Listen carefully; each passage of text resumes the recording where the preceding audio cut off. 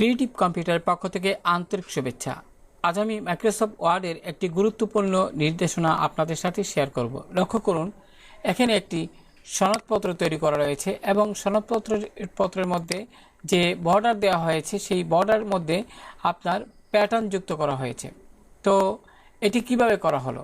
সাধারণত এটি প্যাটার্ন যুক্ত করার জন্য আমরা এখান থেকে লক্ষ্য করুন, আমরা এখান থেকে ফরম্যাট অর্থাৎ এখানে যে বর্ডারটি রয়েছে এটির উপরে যদি আমি ক্লিক করি, আমি যদি আরেকটু আপনাদের বুঝিয়ে বলি, আমি যদি নিচে ক্লিক করি, লক্ষ্য করুন এখানে সাদা অংশে ক্লিক করার পর কিন্তু এখানে ফরম্যাট নামের কোনো মেনু কিন্তু এখন দেখা যাচ্ছে না। তো সেক্ষেত্রে আপনি যদি এখানে বর্ডার এই যে একটি এখানে টেক্সট বক্স নিয়ে এটি করা হয়েছে কাজটি, তো সেক্ষেত্রে আমি যদি এখানে ক্লিক করি বর্ডারের উপর, তাহলে কিন্তু ফরম্যাট লেখাটি আপনারা দেখতে পাচ্ছেন। তো প্রিয় শিক্ষার্থী, এক্ষেত্রে এখানে ক্লিক করুন, ক্লিক করার পর এখানে শেপ আউটলাইন লেখাটি দেখতে পাচ্ছেন। আপনি এখানে ক্লিক করুন, ক্লিক করার পর লক্ষ্য করুন এখানে প্যাটার্ন লেখাটি কিন্তু দেখা যাচ্ছে। তো প্রিয় শিক্ষার্থী, এখন আপনার কম্পিউটারে যদি এরকম টেক্সট বক্স নিয়ে কোনো একটি কাজ করেন আর সেক্ষেত্রে প্যাটার্ন যদি এই বর্ডারে দিতে চান, তাহলে কিন্তু প্যাটার্ন লেখাটি এখানে থাকতে হবে, অর্থাৎ প্যাটার্নটি এখানে থাকতে হবে। কিন্তু যদি না থাকে তখন কিভাবে আপনি আনবেন এই প্যাটার্নটা, মূলত এই জন্যই আজকের এই টিউটোরিয়ালটি। তো প্রিয় শিক্ষার্থী, আমি যদি আপনাদের আরেকটি উদাহরণ দেই, লক্ষ্য করুন এখানে আমি একটি টেক্সট বক্স নিয়ে আমি একটি বক্স তৈরি করে রেখেছি।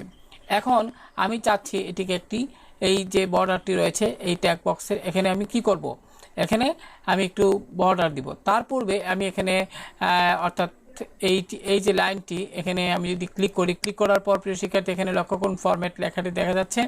পাশাপাশি শেপ আউটলাইন আমি যদি এখানে ক্লিক করি, ক্লিক করার পর লক্ষ্য করুন এখানে কিন্তু আর প্যাটার্ন লেখাটি দেখা যাচ্ছে না। তো আমি শুধু এখান থেকে কি করতে পারি, আমি এটিকে একটু মোটা করতে পারি। প্রিয় শিক্ষার্থী, আমার প্রয়োজন মতো মোটা চিকন এখানে ফরম্যাট দেয়াই আছে, আমার যেটা প্রয়োজন শুধু এটাতে ক্লিক করলেই হলো। মনে করি অতটুকু রাখলাম। তো প্রিয় শিক্ষার্থী, এবার খেয়াল করুন এখানে কিন্তু শেপ আউটলাইনের অধীনে কিন্তু এখানে কিন্তু আপনার কোনো প্যাটার্ন লেখাটি দেখা যাচ্ছে না। তো সেক্ষেত্রে আপনি যে কাজটি করবেন, আপনি এখান থেকে ফাইল মেনুতে যাবেন। ফাইল মেনুতে যাওয়ার পর সেভ আস, এই সেভ এসে ক্লিক করবেন। ক্লিক করার পর প্রিয় শিক্ষার্থী যে কাজটি করবেন, তো এখান থেকে ব্রাউজে ক্লিক করবেন। তো প্রিয় শিক্ষার্থী, ব্রাউজে ক্লিক করার পর যে উইন্ডোটি আসলো সেক্ষেত্রে এখানে লক্ষ্য করুন সেভ এস টাইপ।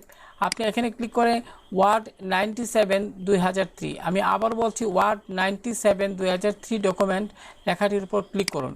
এবার সেভে ক্লিক করুন। তো প্রিয় শিক্ষার্থী, এবার যে উইন্ডোটি আসলো সেক্ষেত্রে কন্টিনিউতে ক্লিক করুন।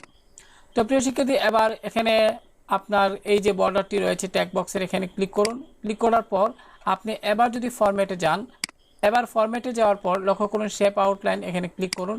এবার লক্ষ্য করুন প্যাটার্ন কিন্তু এই উইন্ডোটি চলে এসেছে। প্যাটার্ন এটা কিন্তু আগে ছিল না।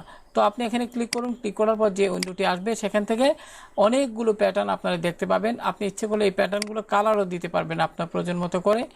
তো এখান থেকে মনে করি আপনি এখান থেকে যে কোনো একটি আপনি পছন্দ করবেন। তো আমি এখান থেকে এটি সিলেক্ট করলাম, করার পরে আমি ওকে বাটনে ক্লিক করলাম।